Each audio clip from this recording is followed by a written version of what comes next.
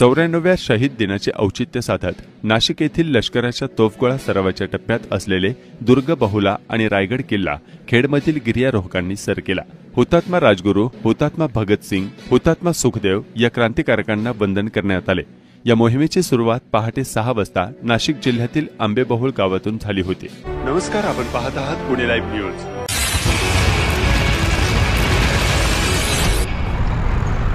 जय Shivray. शिवजन्मभूमी trekkers YouTube चॅनलमध्ये मग सर्वांचं सहर्ष स्वागत। नाशिक जिल्ह्यामध्ये असलेला रायगड किल्ला हे नाव सर्वांना आकर्षित असेल। रायगड किल्ला म्हटला की आपल्याला दुर्गेश्वर छत्रपती शिवाजी महाराज स्वराज्याची दुसरी राजधानी रायगडच आठवतो। परंतु नाशिक जिल्ह्यामध्ये देखील एक रायगड नावाचा एक किल्ला आहे आणि किल्ल्याच्या दिशेने आता आम्ही मार्गस्थ होतो। पाठीमागे मुंबई नाशिक हा हायवे आणि या हायवे जवळ एक फॅप नावाची एक कंपनी आहे। त्या कंपनीच्या समोरून त्या किल्ल्याकडे जाणारा रस्ता पायवाट पकडून आपण किल्ल्याच्या दिशेने मार्गस्थ। माझ्यासोबत काका आहेत। नमस्कार। काकांना खूप दांडगा अनुभव आहे किल्ल्यांचा, किल्लेवटकरीचा, सह्याद्रीचा आणि पुस्तक वाचनाचा खूप आवड आहे काकांना।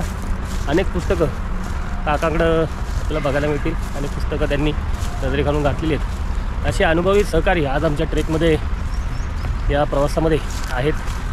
काही सहकारी अजून पाठीमागे आहेत आणि समोर तो दिसतोय तो आहे रायगड। जंगलातून थोडासा प्रवास आहे आणि छोटेखानी असलेला हा रायगड किल्ला आहे। आपण तो किल्ल्यावरती गेल्यावरती एक्सप्लोर करूया। ही समोर जी सोंड दिसते सोंडेवरनं वरती किल्ल्यावरती जायला वाट आहे आणि आता आम्ही सोंडेजवळ आलेलो आहे। ही सोंड सोडायची नाही आहे, हे सोंडेवरनं चालत थोडासा उतार कमी आहे, एकदम असं अंगावरती चढणी नाही आहे। वरती छोटासा झेंडा फडकताना दिसतोय, ते एक मंदिर आहे किल्ल्यावर जातो ना।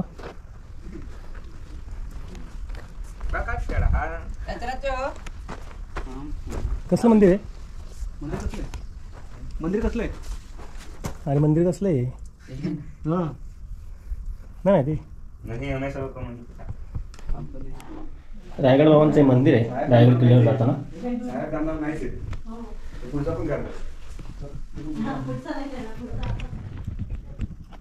हे मंदिर आहे रायगड बाबाचं आणि इथे काही वास्तूंचे अवशेष आहेत। आपल्याला प्रवेशद्वार असं मला वाटतं, पायऱ्या आहेत आणि बाजूला बुरुजांसारखं आहे, कदाचित हा प्रवेशद्वार असावं।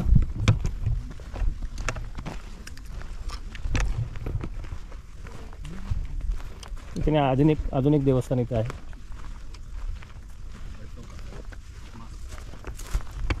समोर दिसणार रायगड किल्ला, पाठीमागे दिसणार रायगड बाबाचं मंदिर आहे। तिथून उजव्या हाताला सरळ सोंडेवरून चालत आल्यानंतर आपण या टप्प्यावर येऊन पोचतो। थोडासा रॉक पॅच आहे परंतु सांभाळून गेल्यानंतर तितकासा अवघड देखील नाही आहे। आणि इथं खाली बरोबर असणारा ती फॅप कंपनी आहे, त्या कंपनीच्या समोरून किल्ल्यावर येण्यासाठी रस्ता आहे। समोर जी दिसते दुर्ग भंडार असेल, हरिहर, ही सर्व किल्ल्यांची पर्वतरांग आपल्याला निदर्शनास पडते। इथं वालदेवी धरण आहे, मिळेल ना मला।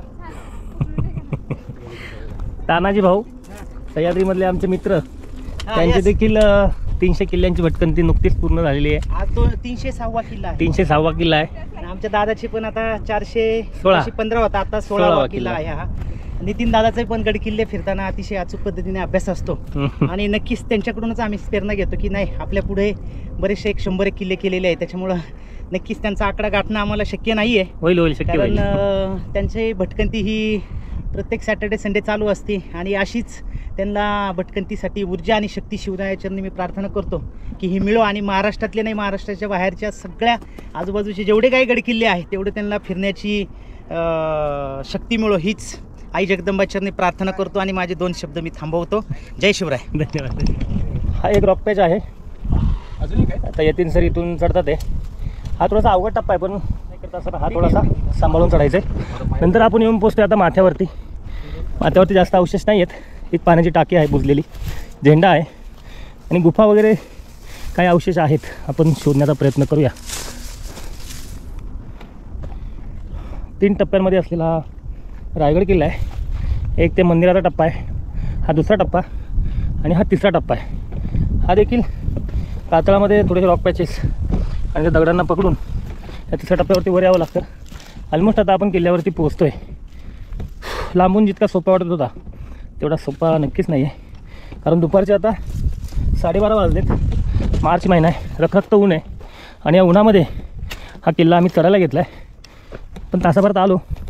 लांबून खूप सोपा आणि छोटा वाटत होता, परंतु प्रत्यक्षात जेव्हा चालायला सुरुवात केली तेव्हा तो अधिकच मोठा वाटू लागला. दम लागला थोडासा. समोर दिसतोय तो आहे बहुला किल्ला, जो आपण सकाळी केला आहे. आणि त्याच्यासमोरच हा नाशिकमधला रायगड किल्ला आहे. आणि पाठीमागची किल्ल्यांची रांगे कावनाई किल्ला आहे, दुर्ग भंडार आहे, त्याच्या पाठीमागं हरिहर किल्ला आहे, रांजणगिरी आहे आणि वालदेवी धरण. आणि ह्या किल्ल्याच्या पायथ्याचं गाव जे आहे ते रायगड नगर या किल्ल्याच्या पायथ्याचं गाव आहे. रायगड बाबाचं मंदिर या किल्ल्याच्या वाटेवरती आहे.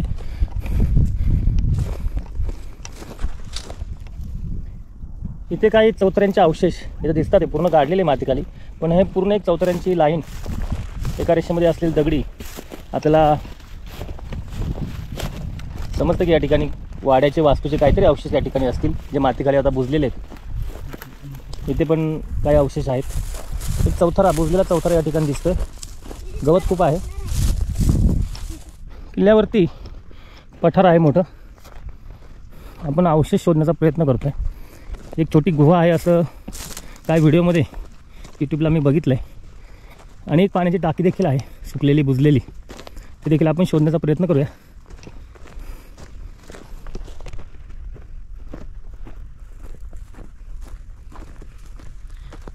रायगडच्या पठारावरती आहे, माथ्यावरती पठार आहे, त्या पठारावरती चालतोय. हा देखील किल्ला ह्या देवळाली मिलिटरी कॅम्पच्या पट्ट्यात येतो, त्यामुळे इकडे देखील जास्त कोणी फिरकत नाही.